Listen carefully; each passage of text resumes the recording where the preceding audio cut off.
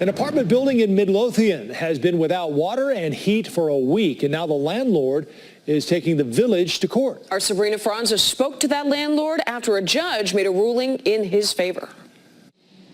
The judge ruled the Village of Midlothian needed to make calls immediately to turn the water back on, was even angry at times, calling the tenants that live here cannon fodder in an argument between the landlord and the village. We met the landlord and his attorney outside this building following court. It just feels surreal. Like, I can't believe I'm actually experiencing it, but I am not.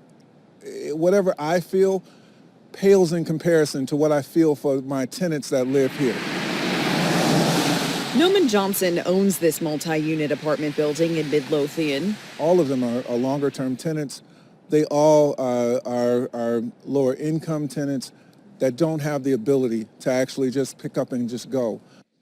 He and his tenants are suing the village. He says they turned his water off after he refused to grant them a permanent easement to maintain a new water system. Problem is, heat in his building is powered by the water supply, and so his tenants have been without both. There are tenants that live here that depend on water, and their quality of life plummeted due to not having water, and we have a hydronic system here, which means that it's hot water based. The city water actually provides pressure by which that water circulates through the building. No water, no heat.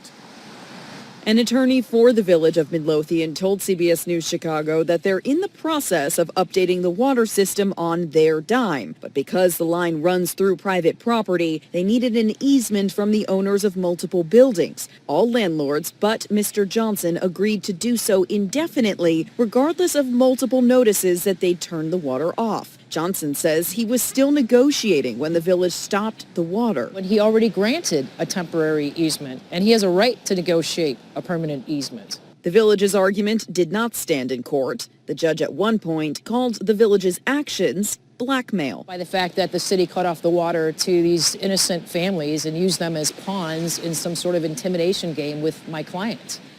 Now the village is required to have the water restored by noon on Monday, and if they do not, the judge says they'll be liable for a $10,000 fine per day.